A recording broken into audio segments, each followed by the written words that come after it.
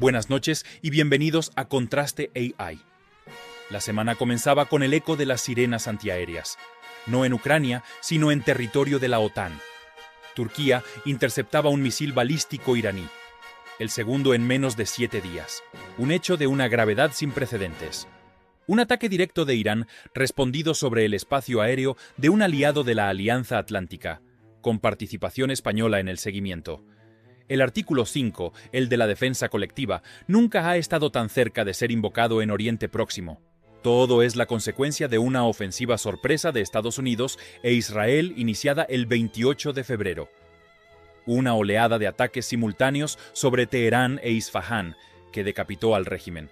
El ayatolá Ali Jamenei, muerto. Más de 1.200 víctimas iraníes. Y una sucesión dinástica en la República Islámica. Mojtaba Jamenei, el hijo, es nombrado nuevo líder supremo. Un perfil aún más radical, educado en la Guardia Revolucionaria y experto en represión interna. El mensaje es claro. No hay rendición, sino venganza. La venganza no tardó en llegar. Irán bloqueó el estrecho de Hormuz, la yugular del petróleo mundial. Por ahí pasa el 20% de todo el crudo que consumimos. El resultado, pánico en los mercados. Pánico es la palabra correcta. El barril de Brent pulverizó la barrera de los $100, llegando a casi 120. Hablamos de una subida del 60% en apenas unos días, la mayor subida intradía jamás registrada. Esto no es una cifra macroeconómica, es un misil directo a la economía de cada familia. El impacto es inmediato. Llenar el depósito en España ya cuesta 8 euros más de media. La industria alimentaria advierte de subidas inminentes por los costes del transporte. Y países como Bangladesh ya racionan el combustible. El fantasma de la estanflación, economía estancada con inflación desbocada, recorre el planeta. Y mientras la economía global se tambalea, la respuesta de Occidente exhibe sus propias fracturas. En Bruselas, la presidenta de la Comisión, Ursula von der Leyen, daba un discurso que ha helado a más de una cancillería. Von der Leyen justificó el ataque. No debería derramarse ni una lágrima por el régimen iraní. Y fue más allá, cuestionando el pilar sobre el que se ha construido la paz desde la Segunda Guerra Mundial. El viejo mundo ya no existe.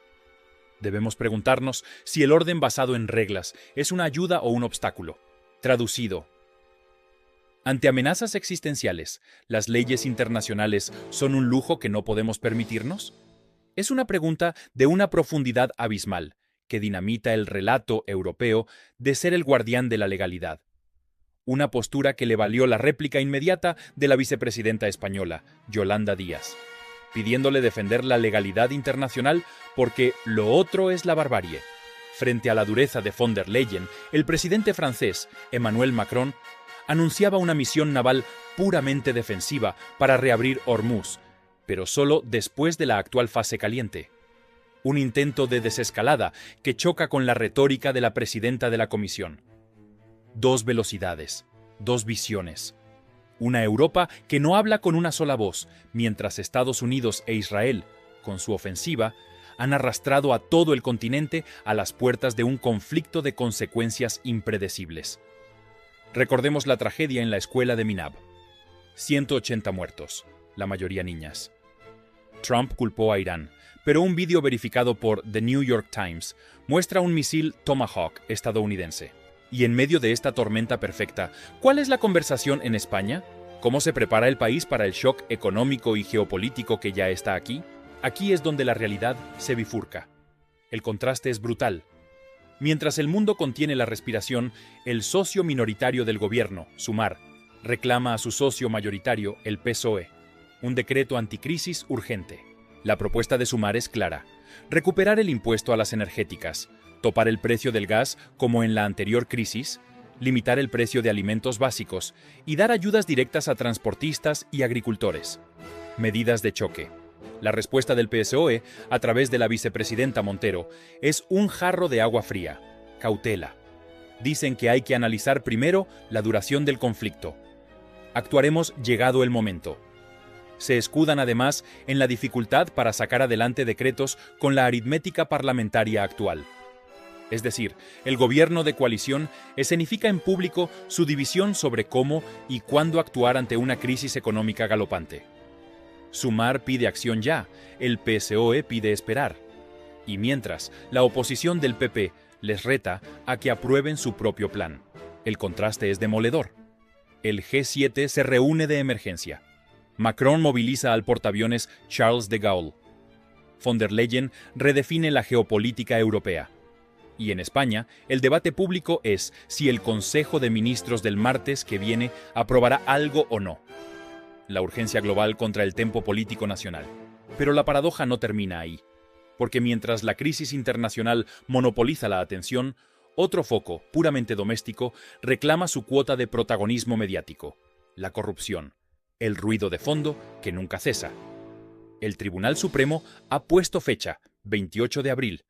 Ese día declararán como acusados el exministro José Luis Ábalos, su exasesor Koldo García y el empresario Víctor de Aldama por el caso de las mascarillas. Ábalos y Koldo están en prisión preventiva por riesgo de fuga. Se enfrentan a peticiones de hasta 30 años de cárcel por cohecho, malversación, organización criminal y tráfico de influencias. El juicio comenzará el 7 de abril.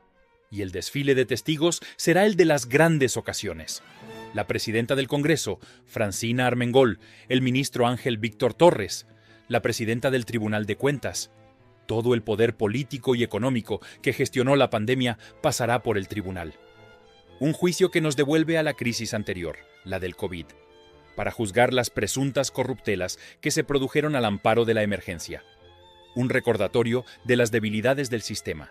Y ese es el contraste final de esta semana esquizofrénica.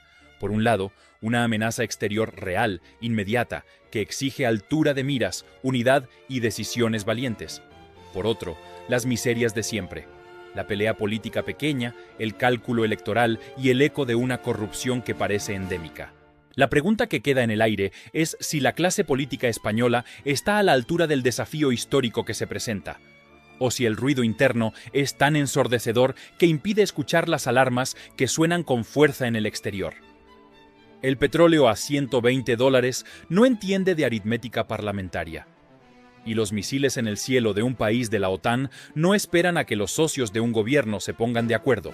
La realidad se impone, y las facturas que están por llegar no perdonan. Y aquí es donde queremos escucharte a ti. ¿Visto este panorama? ¿Crees que el gobierno está ignorando una crisis histórica por sus propias peleas internas? ¿O crees que Europa nos está arrastrando a un conflicto que no es nuestro? Déjanos tu opinión en la caja de comentarios. El debate real no está en el Congreso, está ahí abajo, y os leemos a todos. Si este análisis te ha ayudado a entender el verdadero contraste entre lo que pasa en el mundo y el ruido que nos venden, dale al botón de me gusta. Es un segundo para ti, pero a nosotros nos ayuda enormemente a romper el algoritmo y seguir trayéndote más noticias. La geopolítica y tu bolsillo van a sufrir muchos cambios en las próximas semanas. No te quedes a oscuras. Suscríbete a Contraste AI y activa la campanita para enterarte de lo que realmente importa y con un estilo diferente a los telediarios de siempre. Gracias por acompañarnos. Hasta la próxima. La información presentada en este canal se basa en el análisis de fuentes periodísticas nacionales. Contraste AI ofrece una interpretación generada por IA.